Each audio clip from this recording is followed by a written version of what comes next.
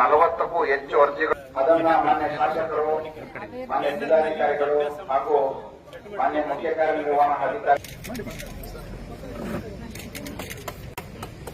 ಬರಬೇಕಾದಂತಹ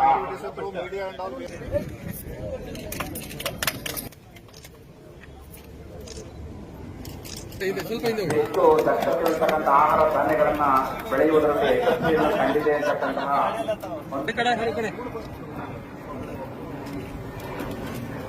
ನಾನು ಹೇಳ್ತಾ ಇರೋದು ಸ್ಪಷ್ಟವಾಗಿ.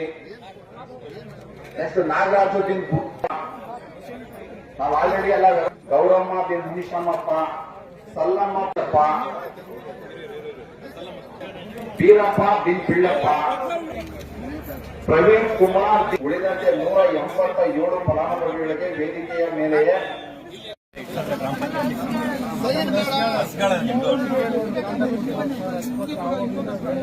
ನಿಮ್ದು ಅದೇನಾ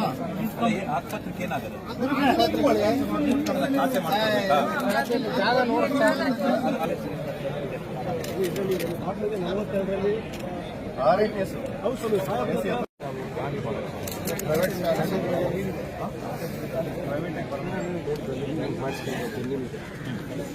ಎಲ್ಲ ಕೋಡಿ ಆಗಿಲ್ಲ, ಸಾಗುವಳಿ ಚುಟ್ಟಿ ಕೊಟ್ಟದ್ದು, ಪಾಳಿ ಆಗಿಲ್ಲ, ಎಲ್ಲ ಇಲ್ಲ ಸರ್, ಪೆಂಡಿಂಗ್ ಆಗಿದೆ.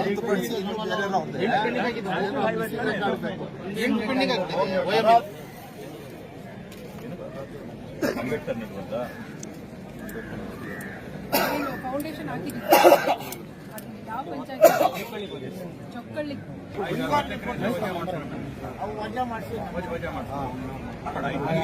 ಒಂದು ಗ್ಯಾಪ್ ಆದ್ಮೇಲೆ 3 ತಿಂಗಳ ಒಂದು ಬ್ರೇಕ್ ಆದ ನಂತರ ಸರ್ಕಾರಿ ಕಾರ್ಯಕ್ರಮಗಳು ಮತ್ತೊಮ್ಮೆ ಸರ್ಕಾರದ ಪ್ರಜೆಗಳ ಸಾರ್ವಜನಿಕರ ಮನೆ ಬಾಗಿಲುಗಳಿಗೆ ತಲುಪಿಸಂತ ಕಾರ್ಯಕ್ರಮನ ಇವತ್ತು ಮುಖ್ಯಮಂತ್ರಿಗಳ ಆದೇಶದಂತೆ ಇವತ್ತು ನಾವು ಮತ್ತೊಮ್ಮೆ ಪ್ರಾರಂಭ ಮಾಡಿಕೊಂಡು ಹೋಬಳಿ ಮಟ್ಟಗಳಲ್ಲಿ ಜನಸ್ಪಂದನ ಕಾರ್ಯಕ್ರಮನ ಇವತ್ತು ನಾವು ನಮ್ಮ ಸೂಲುಬೆಲೆ ಹೋಬಳಿಯಲ್ಲಿ ಹಮ್ಮಿಕೊಂಡಿದ್ದು, ನಿಜವಾಗ್ಲೂ ಇಷ್ಟು ದೊಡ್ಡ ಸಂಖ್ಯೆಯಲ್ಲಿ ಜನ ಈ ಕಾರ್ಯಕ್ರಮದಲ್ಲಿ ಬಂದು ಭಾಗವಹಿಸಿ ತಾವೆಲ್ಲ ಇಲ್ಲಿ ಸೇರಿರ್ತಕ್ಕಂಥದಕ್ಕೆ ವೇದಿಕೆ ಮೇಲಿರ್ತಕ್ಕಂಥ ನಮ್ಮ ಅಧಿಕಾರಿಗಳು, ವಿಶೇಷವಾಗಿ ನಮ್ಮ ಕಾರ್ಯಕರ್ತರು, ಮುಖಂಡರುಗಳು ಸರ್ಕಾರದ ಯೋಜನೆಗಳನ್ನ ಮನೆ ಮನೆಗೆ ತಲುಪಿಸಿ ಇಲ್ಲಿ ಜನ ಬರಂಗೆ ಮಾಡಿಕೊಟ್ಟಿರ್ತಕ್ಕಂಥವರೆಲ್ಲರಿಗೂ ಕೂಡ ಮನಸ್ಪೂರ್ವಕವಾದಂತಹ ಧನ್ಯವಾದಗಳನ್ನ, ಅಭಿನಂದನೆಗಳನ್ನ ಈ ಸಂದರ್ಭದಲ್ಲಿ ನಾನು ಸೂಚಿಸ್ತಾ ಇದ್ದೇನೆ.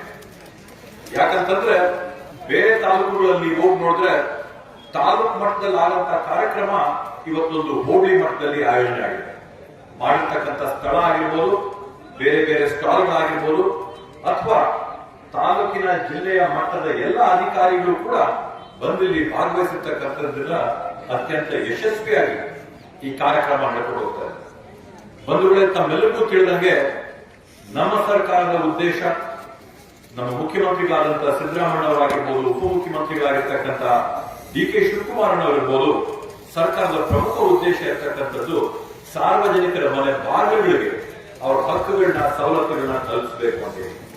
ಆ ಒಂದು ನಿಟ್ಟಿನಲ್ಲಿ ಈಗಾಗಲೇ ನಾವು ನೋಡಿದಂಗೆ ಗೃಹಲಕ್ಷ್ಮಿ ಆಗಿರ್ಬೋದು, ಗೃಹ ಜ್ಯೋತಿ ಆಗಿರ್ಬೋದು, ಅನ್ನಭಾಗ್ಯ ಆಗಿರ್ಬೋದು, ಶಕ್ತಿ ಯೋಜನೆ ಆಗಿರ್ಬೋದು, ಅಥವಾ ಯುವ ನಿಧಿ ಆಗಿರ್ಬೋದು, ಈ ಎಲ್ಲಾ ಕಾರ್ಯಕ್ರಮಗಳನ್ನು ಕೂಡ ಸಾರ್ವಜನಿಕರನ್ನ ಕಚೇರಿಗಳಿದೆ ಅಲ್ದಾಡಿಸದೆ, ಚಪ್ಪಲಿ ಸವಸದೆ, ಮಧ್ಯದಲ್ಲಿ ಕಮಿಷನ್ ಇಲ್ಲದೆ, ಯಾವ ಒಂದು ಸೋರಿಕೆ ಇಲ್ಲದೆ ಸರ್ಕಾರದ ಈ 5 ಯೋಜನೆಗಳನ್ನ ನೇರವಾಗಿ ನಾವು ಸಾರ್ವಜನಿಕರಿಗೆ ತಲುಪಿಸಂತ ಕೆಲಸ ಇವತ್ತು ಸುಮಾರು 58,000 ಕೋಟಿ ರೂಪಾಯಿಗಳ ಯೋಜನೆನ ಇವತ್ತು ಸಾರ್ವಜನಿಕರ ಕೈಗೆ ತಲುಪಿಸಂತದನ್ನ ಕರ್ನಾಟಕ ರಾಜ್ಯದಲ್ಲಿರ್ತಕ್ಕಂಥ ಸಿದ್ದರಾಮಯ್ಯನವರ, ಡಿ ಕೆ ಶಿವಕುಮಾರಣ್ಣವರ ನೇತೃತ್ವದ ಸರ್ಕಾರ ಇವತ್ತು ಪಾರದರ್ಶಕವಾಗಿ ಕೆಲಸ ಮಾಡ್ತಾರೆ.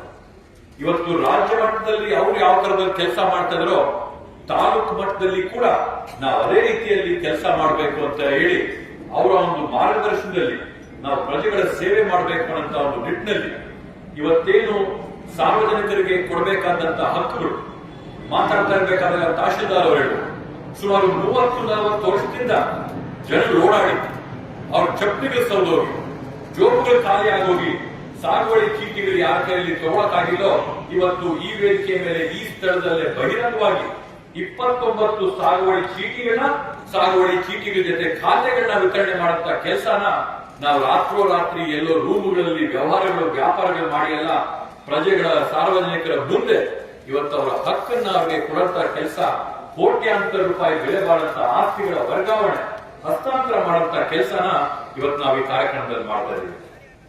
ಅದೇ ರೀತಿಯಲ್ಲಿ ಇವತ್ತು 29 ಸಾಗುವಳಿ ಚೀಟಿ ಕೊಡ್ತಾ ಇದೀವಿ. ಇನ್ನ ಒಂದು 25-26 ಸಾಗುವಳಿ ಚೀಟಿಗಳನ್ನ ಇಟ್ಸಂದ್ರ ಗ್ರಾಮ ಪಂಚಾಯತಿಯ ರಾಳಕುಂಟೆ ಗ್ರಾಮದಲ್ಲಿ ಕೊಡದಿತ್ತು. ಅನಿವಾರ್ಯ ಕಾರ್ಯಗಳಿಂದ ಕೆಲವೊಂದು ಹಬ್ಬಗಳು, ಆಚರಣೆಗಳು, ಕೋಡ್ ಆಫ್ ಕಾಂಡಕ್ಟ್ ಇದ್ರಿಂದ ನಾವು ಅದನ್ನ ಮಾಡಕ್ಕಾಗಿಲ್ಲ. ಈ ವೇದಿಕೆ ಮುಖಾಂತರವಾಗಿ ತಮ್ಮೆಲ್ಲರಿಗೂ ಕೂಡ ನಾನು ಆಶ್ವಾಸನೆಯನ್ನ ಕೊಡ್ತಾ ಇದ್ದೀನಿ. ಬಾಕಿ ಇರಂತ ರಾಳಕುಂಟೆ ಗ್ರಾಮದ ಸಾಗುವಳಿ ಚೀಟಿಗಳನ್ನು ಕೂಡ ಒಂದು ವಾರದ ಒಳಗಡೆ ಕಮಿಟ್ ಆಗ್ಬೋದಲ್ಲ ಸರ್, ಒಂದು ವಾರದ ಒಳಗಡೆ ನಾವು ಬಾಕಿ ಇರೋರಿಗೂ ಕೂಡ ವಿತರಣೆ ಮಾಡ್ಕೊಡ್ತೀವಿ ಅಂತ ಈ ವೇದಿಕೆ ಮುಖಾಂತರವಾಗಿ ಆ ಎಲ್ಲ ರೈತರಿಗೂ ಕೂಡ ಆಶ್ವಾಸನೆಯನ್ನ ಈ ಸಂದರ್ಭದಲ್ಲಿ ನಾನು ಕೊಡ್ತಾ ಇದ್ದೇನೆ.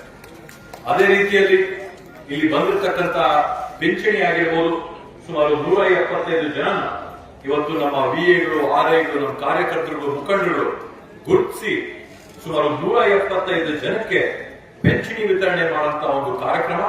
ಅದರ ಜೊತೆಗೆ ವಿಶೇಷ ಚೇತನರಿಗೆ ಬೇಕಾದಂತಹ ಹಕ್ಕುಗಳನ್ನು ಕೂಡ ಇವತ್ತು ಅವ್ರಿಗೆ ಬೇಕಾದಂತಹ ಪರಿಕರಗಳನ್ನ ವಿತರಣೆ ಮಾಡುವಂತ ಕಾರ್ಯಕ್ರಮವನ್ನು ಕೂಡ ಇದರಲ್ಲಿ ನಾವು ಹಮ್ಮಿಕೊಂಡಿದ್ದು.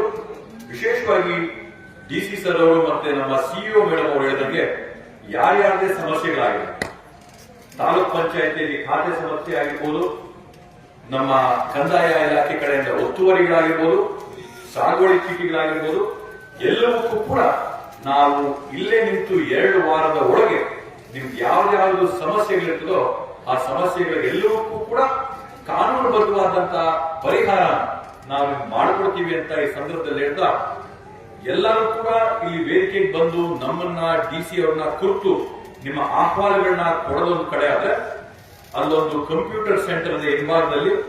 ನೀವು ಅಲ್ಲಿ ಹೋಗಿ ನಿಮ್ಮ ಆಹ್ವಾನಗಳನ್ನ ಅಲ್ಲಿ ನೀವು ದೂರನ ದಾಖಲಾತಿ ಮಾಡಿಕೊಂಡ್ರೆ ನೀವು ಕೊಟ್ಟಂತ ಒಂದು ಆಹ್ವಾನ ಮುಖ್ಯಮಂತ್ರಿಗಳ ಗಮನದಲ್ಲಿ ಕೂಡ ಇರ್ತದೆ.